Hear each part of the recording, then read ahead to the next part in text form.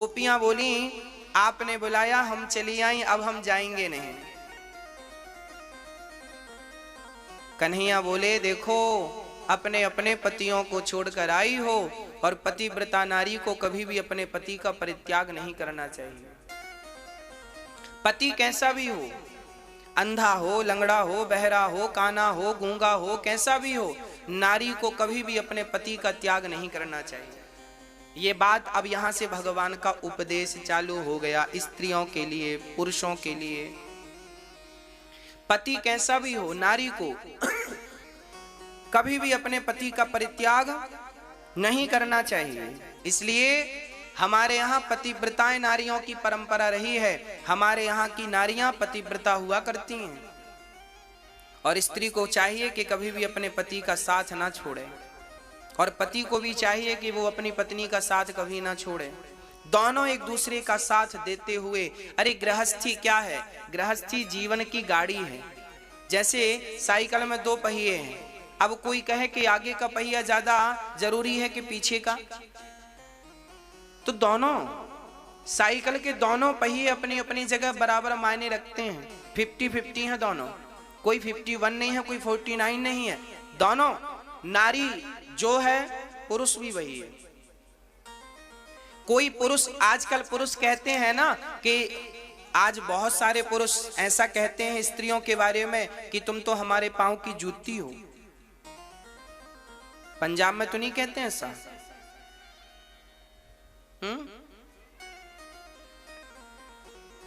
क्यों जी, पुरुष यहां के तो नहीं कहते? बहुत सारे पुरुष ऐसा कहते हैं पत्नी को, तुम हमारे पांव की जूती हो। कह देना इन पुरुषों से, पांव की जूती नहीं है हम।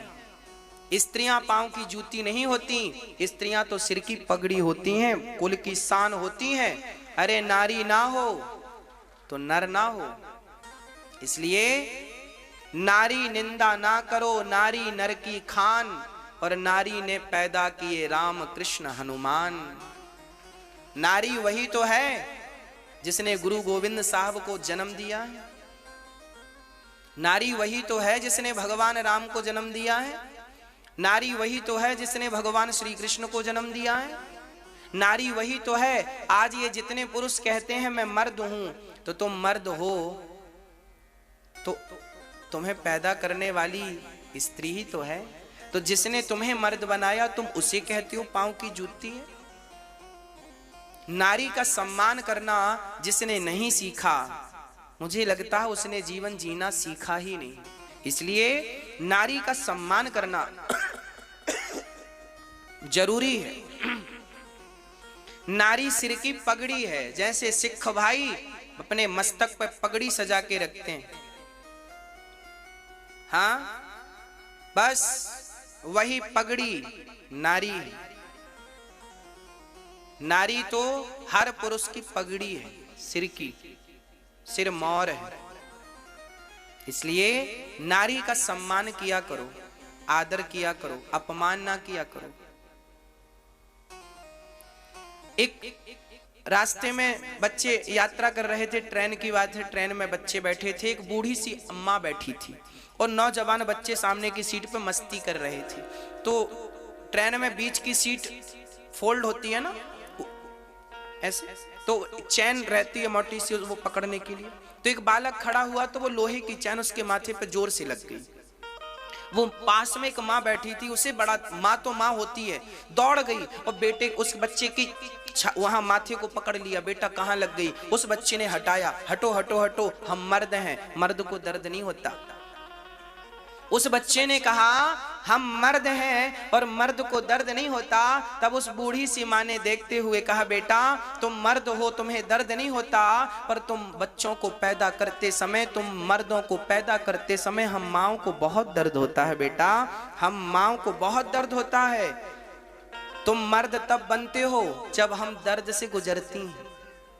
हमारे दर्द सहने से ही तुम मर्द बने हो। हमने दर्द ना सहा होता तो तुम मर्द ना होते।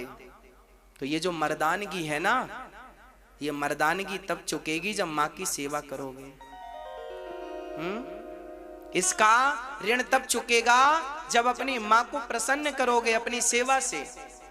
केवल मां को नहीं, नारी जात को, चाहे वो नारी पत्नी के रूप में हो, चाहे मां के रूप में हो, चाहे बेटी की और चाहे बहन के रूप में हो, हर नारी का सम्मान करना जरूरी है। रास्ते से गुजरने वाली हर स्त्री जो है उसका सम्मान करने की जरूरत है।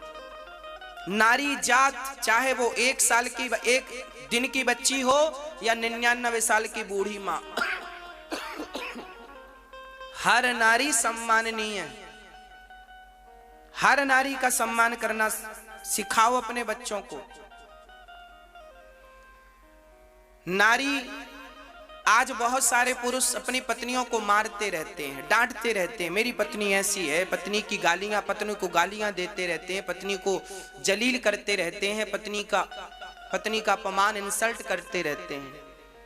और जब पत्नी मर जाती है, एक सज्जन मेरे पास आए, गुरुजी गुरुजी गुरुजी हमारी पत्नी मर गई। कितनी उम्र है? 50 साल के आदमी की पत्नी मर जाए, उस आदमी से पूछो उसकी जिंदगी कैसी गुजरती है पत्नी के बिना।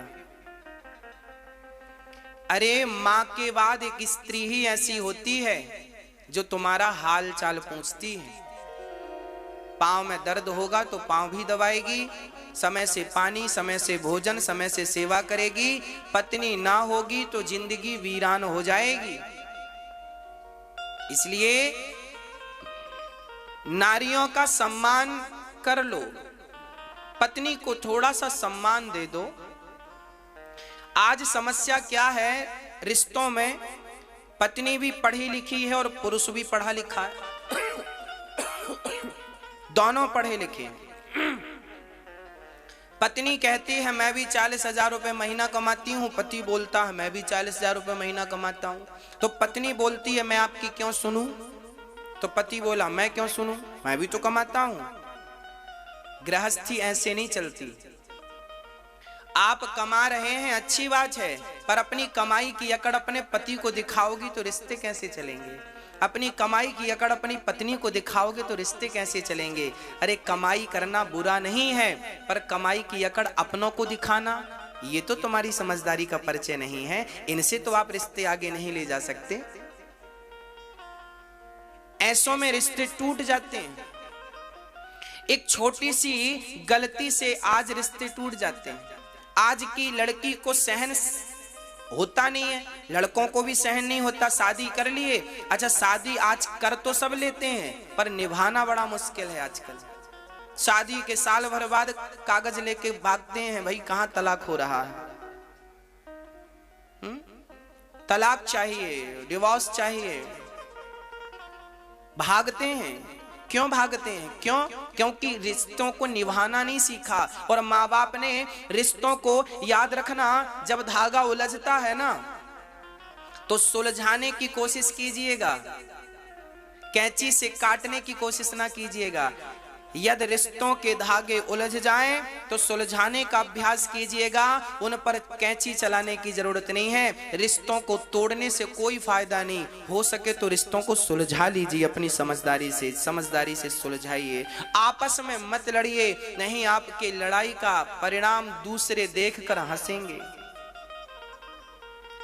थोड़ी सी समझदारी पत्नी में आ जाए और थोड़ी सी समझदारी पति में आ जाए तो आपका घर स्वर्ग बन जाएगा। रामचरितमानस की एक चौपाई आपके लिए है, लिखा है, जहां सुमति तहां संपत्ति नाना, जहां कुमति तहां विपत्ति निदाना। झाड़ू पूरे घर को साफ करती है, पर वही झाड़ू यदि बिखर जाए तो खुद कचरा बन जाती है। उसी प्रकार आप जब एक संगठित होकर रहते हैं तो आप अपने घर के सारी बुराइयों को, दुखों को निकाल बाहर करते हैं, पर जब आप स्वयं बिखर जाते हैं तो आपका बिखरावपन ही आपके दुख का कारण बन जाता है। आपके दुख का कारण बन जाता है आपका झगड़ा, आपका आपसी मतभेद, मनमुटाव, यह दुख का कारण बन जाता है। इसलिए आपस में मनमुटाव मत रखिएगा। झगड़े सबके घर होते हैं, पति पत्नी में, कोई बात नहीं, सुलझा लीजिएगा। सुबह लड़ लो, शाम को एक हो जाओ।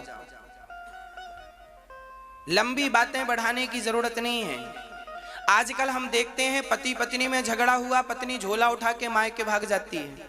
लड़कियों की, स्त्री जात की सबसे बड़ी गलती यही है। झगड़ा हुआ सबसे पहले मायके भागती है। मायके भागने से क्या होता है? इससे झगड़े और बढ़ते हैं। झगड़ों को बढ़ने में इसमें बहुत सारी गुंजाइश है। ये समझदारी नहीं है आपकी। अरे पति से झगड़ा हुआ है, भागने की जरूरत नहीं है। और बात बात में अपनी मम्मी को फोन लगा के ना बताया करो। हमारी आजकल माताएं छोटी छोटी बात, आज थाली पे जली रोटी आ गई तो वो भी शिकायत मम्मी से कर दी, आज देखो जली रोटी खाई मैं।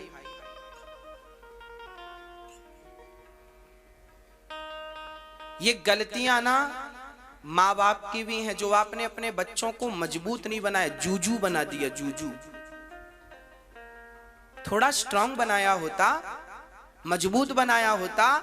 हर हाल में स्थितियां परिस्थितियां कब बदल जाए जानता कौन है? कौन जानता था कि माता सीता को 2 बार वनवास होगा?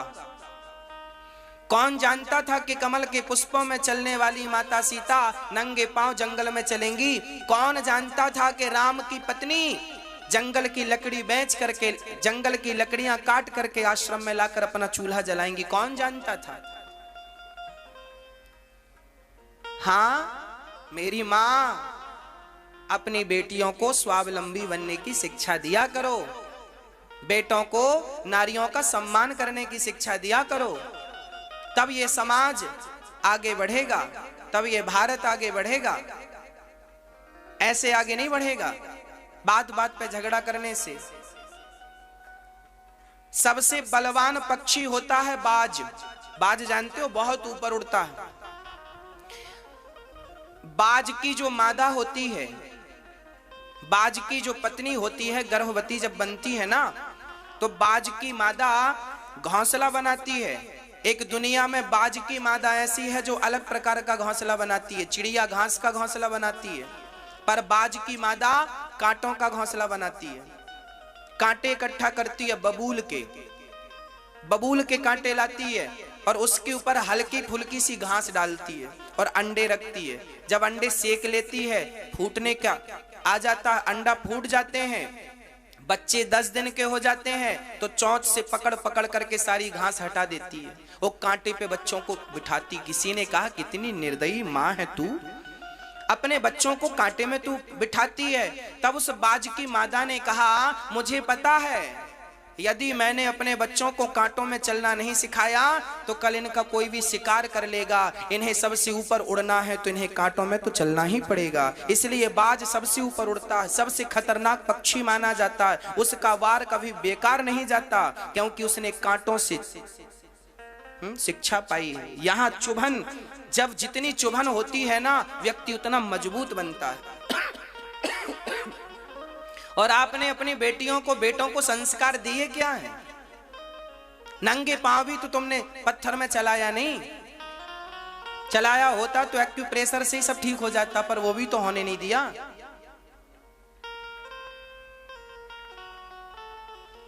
ज्यादा सुविधा सबके लिए हानिकारक है, याद रखिएगा। आज हर व्यक्ति, हम देख रहे हैं हर प्रकार की सुविधाएं। आजकल घर में पर्दे भी बंद होते हैं तो इलेक्ट्रिक बंद होते हैं। बटन दबा दो पर्दे बंद हो जाएंगे, बटन दबा दो पर्दे खुल जाएंगे। क्यों? अब हाथ पांव पर्दे लगाने के लिए भी नहीं हिल रहे हैं क्या? इतने कमजोर हो गए हो? इसी बहाने कुछ एक्टिविटी होती थी शरीर की, वो भी बंद कर दी। क्या सुविधाओं के पीछे क्यों भाग रहे हो आप लोग? यही सुविधाएं आपका समूल नष्ट करेंगी, याद रखिएगा। ये सुविधाएं तुम्हें कमजोर बनाएंगी। कल भगवान ना करे मुसीबत आ गई देश पर, तुम्हारे जीवन पर, और तुम्हारी आदत तो सुविधाओं से जीने की थी, तो क्या करोगे? इसलिए भगवान करे आपके पास बहुत धन हो, पर ऐसी सुविधाएं नहीं। थोड़ा सा शरीर को परिश्रमी बनाओ, मजबूत बनाओ, जूजू ना बना दो, कल को रोना पड़ेगा। मेरी माँ, आपके भले की बात बोल रहा हूं, मर्जी आपकी है। बेटों को बेटियों को सब प्रकार से रेडी कीजिएगा। बात बात पे झगड़ा ना किया करो, बात बात का बुरा ना माना करो। अरे मैंने कुछ कह दिया तो बुरा मानने की क्या बात है, हंस के टाल दो। पति ने कुछ कह दिया तो हंस लो, आज पत्नी ने कुछ कह दिया तो तुम हंस लो। क्या जरूरी है मुंह लगने की? आपने कुछ बोला और मैंने भी कुछ बोला, क्या जरूरत थी मेरे बोलने की? चुप रहो ना भैया। सबके घर झगड़ा होता है, जरूरी नहीं है कि हर बात का जवाब हो। कुछ युद्ध भगवान श्री कृष्ण ने जरासंध से युद्ध किया, 17 बार तो हराया, 18वीं बार खुद मैदान छोड़ के भाग गए कि नहीं? कई बार हार जाने में ही जीत होती है। कई बार बोलो, कई बार हार जाने में क्या होती है? जीत होती है। इसलिए पाकिस्तान से युद्ध करने का अवसर आए हमें, तो हमें वहां जीतना है। आतंकवादियों से लड़ने का मौका लगे तो वहां हमें जीतना है। जब भी हम भारत के गद्दारों से लड़ें तो हम जीतें, जब भी अपने दुश्मन से लड़ें तो जीतें। पर जब भी तुम्हारा झगड़ा तुम्हारे सगे भाई से हो तो भाई से जीतने का प्रयास कभी ना करना। झगड़ा पति से हो तो जीतने का प्रयास ना करना, झगड़ा माँ से हो तो जीतने का प्रयास ना करना। अपनों के रिश्तों में सदा हार जाना, क्योंकि इनकी हार में ही तुम्हारी जीत छिपी है। इन रिश्तों में भाई से तुम जीत कर क्या करोगे? भाई से जीत कर, वाह मैं भाई से जीत गया, पागल, भाई से जीत गया। आतंकवादियों से जीतते, पाकिस्तान से जीतते तो हम मानते कि हां जीत गए तुम। भाई से क्या जीत गए तुम? क्यों जीतने का प्रयास? हार क्यों नहीं गए? भाई डांट रहा, सुन लो ना। बड़ा भाई है, छोटा भाई है, आज उसका दिमाग खराब है, चलो डांट रहा है, बोल रहा है, सुन लो। तुम तो समझदार हो। तुम्हारी पत्नी है, पत्नी कितना बड़ा त्याग करती है तब ये पत्नियां बनती हैं। पुरुष का कोई त्याग नहीं है जीवन में, पर पत्नी का त्याग मैं आपको गिनाता हूं, गिनना। पुरुष अपनी मां को, अपने पिता को नहीं छोड़ता, पर स्त्री शादी के तुरंत बाद अपनी माता और पिता को छोड़ती है। स्त्री का त्याग, शादी के पहले पहनावा अलग था, शादी के बाद पहनावा वही होगा जो ससुराल की मर्जी होगी। शादी के पहले मांग नहीं थी, शादी के बाद मांग। माथा मेरा है पर सिंदूर पति के नाम का होगा, हाथ मेरा है पर चूड़ी पति के नाम की होगी, गला मेरा है पर मंगलसूत्र पति के नाम का होगा, पांव मेरा है पर माहौर पति के नाम का होगा, कान मेरे हैं पर बाले पति के नाम के होंगे, पेट मेरा है पर बच्चा पति का है, रक्त मेरा बहेगा, पेट मेरा फटेगा, पर बेटे को नाम माँ का नहीं मिलता, बेटे को नाम बाप का मिलता है। इतना बलिदान देने के बाद तुम कहते हो तुम पांव की जूती हो, तो यार तुम अच्छी किस्म के कुत्ते भी नहीं हो। क्योंकि कुत्ता जिस पत्तल में खाता है ना, उसकी रात भर चाकरी करता है। वो स्त्री जो इतना त्याग करती है एक पति के लिए, और बाद में पति, हद तो तब हो गई जब पति ने कह दिया निकल जा मेरे घर से। पति ने कह दिया पत्नी को, बाप ने कह दिया जा तेरे घर, बाप ने विदा किया बेटी को, जा बेटी तेरे घर। वो ये सोचकर आई कि मेरे पिता ने कहा है ये मेरा घर है, वो अपने घर आई, पर कुछ दिन बाद पति से झगड़ा हुआ, पति ने कहा जा मेरे घर से। अब पत्नी कंफ्यूज हो गई, पिता ने कहा था ये मेरे घर, ये पति कह रहा अपने, अब उसका घर क्या है बताओ, उसका घर कौन सा है बताओ? वो लोग बताएं जो अपनी पत्नियों को पांव की जूती समझते हैं। बताओ पत्नी का घर कौन सा है? बाप ने तो कहा था ससुराल तुम्हारा घर है, और पति ने आज गुस्से में कह दिया अपने घर जाओ, तो उसका घर है कौन सा? किसको वो अपना कहे? क्या ये यहां से वहां चक्कर काटने आई है?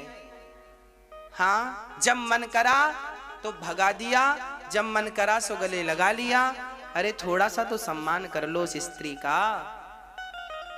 जब सीता माँ जंगल गईं तो सीता माँ के पांव में छाले पड़ गए, कांटे लग गए, तो राम जी ने अपने हाथ से सीता जी के पांव के कांटे निकाले हैं। केवल पत्नी ही पति के पांव दबाए ऐसा नहीं है, कभी पत्नी के पांव में छाला पड़ जाए तो पति को भी तो उसके पांव को पकड़ के छाला देख लेना चाहिए। यही तो पति धर्म है। माता सीता जब वनवास गई थी, माता सीता वनवास गई थी तो माता सीता से वनवासी कपड़े पहनना नहीं आते थे, क्योंकि वो राजसी कपड़े पहनती थी और उनके कपड़े वनवासी कैसे पहने उनसे आता नहीं था। और मंथरा खड़ी थी, कैकेयी खड़ी थी, सुमंत्र जी खड़े थे, दशरथ जी खड़े थे, और वहां पर कौन कपड़ा पहनाए माता सीता को? तब राम जी ने आगे बढ़कर के माता सीता को जंगली कपड़े पहनाना सिखाया। ऐसे पहनते हैं। अपनी पत्नी का सम्मान करना यदि किसी ने सिखाया है तो भगवान राम ने अपनी पत्नी का सम्मान करना सिखाया है। अरे सम्मान, लोग कहते हैं प्यार की निशानी ताजमहल है। ताजमहल बनाने वाले ने 7 शादियां की थी। ताजमहल नहीं है, प्रेम की निशानी तो राम सेतु है, जो राम जी ने सीता के लिए सेतु बना दिया समुद्र में, और रावण जैसे दुष्ट को दमन करके सीता को सम्मान के साथ वापस लेकर आए। चाहते तो राम जी राजा थे, दूसरा विवाह कर लेते, तीसरा विवाह कर लेते, क्या जरूरत थी एक नारी के लिए इतना बड़ा झगड़ा करने की? पर ना, नारी के सम्मान के लिए झगड़ा था। झगड़ा रावण से नहीं था, झगड़ा तो नारी के सम्मान का था। इसलिए नारी का सम्मान कीजिएगा। पत्नी का सम्मान, पत्नी मर जाएगी तब पता चलेगा कि नारी क्या थी। मां मर जाएगी तब पता चलेगा कि मां की वैल्यू क्या थी, कीमत क्या थी। अभी है तो कोई उसका महत्व नहीं पता चलता, मूल्य नहीं पता चलता। इसलिए सम्मान करना सीखिए। आप समझदार हैं, पुरुष वर्ग समझदार है, तो समझदारी का परिचय दो। अच्छा ये बताओ, मैं आज दोनों से प्रश्न करूंगा, पत्नी और प्लस पति से। अच्छा ये बताओ, आपका पति आपको प्यार करता है कि नहीं? हाँ तो हाँ बोलना, शर्माने की जरूरत नहीं। पति प्यार करता है? हाँ बोलो। हाँ करता है। पति आपका प्यार, मैया सुनो, आपका पति प्यार करता है। अच्छा ये बताओ, जब पति आपका आपसे प्यार करता है, बहुत प्यार करता है, तुम्हारे लिए काम भी करता है, दिन भर मेहनत करता है कि मैं अपनी पत्नी को, अपने बच्चों को अच्छी लाइफ दे सकूं, अच्छी जिंदगी दे सकूं, खुश रख सकूं, वो पुरुष भी यही सोचता है कि सब खुश रहें, करता है। अच्छा कभी कभी पति को गुस्सा आ जाता है, आपके किसी कारण, किसी भी कोई भी प्रॉब्लम हो सकती, गुस्सा आ गया, वो गालियां दे रही है, डांटने लगा, ये वो, तो ये बताओ, जब प्यार आपसे करता था या करता है तो क्या डांटने पड़ोसन को जाएगा? बोलो। आप कहती हो महाराज जी हमारे पति डांटते हैं, तो प्यार भी तो तुमसे करते हैं। जब प्यार तुमसे करते हैं तो डांटेंगे भी तुम्हें। मीठा मीठा गप, कड़वा कड़वा थू, वाह। डांटे ना हमारा पति, क्यों ना डांटे भाई? गलती करोगी तो डांट पड़ेगी। यदि प्यार करना सीखा है आपने तो प्यार का अर्थ केवल ये नहीं कि केवल मीठा मीठा मिले। प्यार में मीठा कम, कड़वा ज्यादा मिलता है। भगवान राम, भगवान कृष्ण राधा रानी को केवल 11.5 साल तक मिले और 100 साल का वियोग रहा। सीता और राधा जी को छोड़कर भगवान श्री कृष्ण 11.5 साल की उम्र में चले गए थे, और 11.5 साल के बाद 100 साल तक राधा रानी केवल कृष्ण के लिए रोती रहीं। आए नहीं, मिले नहीं, मिलना नहीं हुआ। ये प्रेम है। प्रेम में बलिदान होता है। प्रेम की परिभाषा क्या है? प्रेम स्वार्थी नहीं होता, प्रेम में बलिदान देना पड़ता है। मैं अपने पति से प्यार करती हूं और प्यार करती हूं तो फिर मेरा पति मुझे डांटे, मारे, कुछ भी करे, मैं प्यार करती हूं। और पत्नी प्यार करती है तो फिर वो प्यार करती है तो फिर वो, चलो अब आपकी पत्नी आपको डांटे, आपकी पत्नी ने आपको कुछ भला बुरा बोल दिया, अब पति मुंह फुलाए बैठा है, पत्नी ने बोल दिया, अरे प्यार भी तो तुमसे करती है। भोजन भी तो तुमको कराती है, तुम्हारे कपड़े भी तो साफ करती है, तुम्हारा काम भी तो करती है, और आज दो बातें कह दिया तो तुम मुंह फुला के बैठ गए। क्या तुम्हारी पत्नी को दो बातें कहने का अधिकार नहीं था? पत्नियां कभी गुस्सा नहीं होती, पति कभी गुस्सा नहीं होते। मेरी माँ, ये गुस्सा नहीं है, ये तो एक दूसरे पर अधिकार जताना है। ये जैसे आप गुस्सा कहते हो, जैसे आप झगड़ा कहते हो, ये दोनों एक दूसरे पर अधिकार जताते हैं कि मेरा तुम पर ये अधिकार है और तुम्हारा मुझ पर ये अधिकार है। मैं तुम्हारी गाली सुनता हूं, मतलब तुम्हारा मुझ पर अधिकार है, और मेरी तुम सुनो अधिकार से। इसलिए पति की छोटी छोटी बात को ना, हमारे यहाँ कहावत कहते हैं, राई का पहाड़ ना बनाया करो। राई जानते हो राई क्या होती है? सरसों के दाने को राई बोलते हैं। राई का पहाड़ मतलब छोटी सी बात की बड़ी बात ना बनाया करो, बल्कि बड़ी बड़ी बातों को छोटा करके खत्म कर दिया करो। रिश्तों में ऐसी समझदारी चाहिए। पति कुछ बोल दे, मुस्कुराती रहो, हंस, कोई बात नहीं, आज माइंड ठीक नहीं है। पुरुष के पास 1000 काम होते हैं, पुरुष की 1000 टेंशन होती है। आप तो घर पे ही रहती हो, आपकी तो एक ही टेंशन है कि बच्चा, आज बच्चे ने शैतानी की, पड़ोसन ने ऐसा किया वैसा किया, माँ ने ऐसा कह दिया, जिठानी ने ऐसा कह दिया, और सास ने ऐसा कह दिया। ये समस्याएं आपकी हैं, और पुरुषों की बाहर की समस्याएं हैं। हो सकता है आज वो अपनी समस्या को लेकर चिड़चिड़ा रहा हो, और वो गुस्सा, पुरुष भी यही करते हैं, गुस्सा कहीं की उतारते कहीं है। आप समझ लिया करो कि ऑफिस की गुस्सा आज हम पे उतर रही है, शांत रहा करो, शाम तक मूड ठीक हो जाएगा।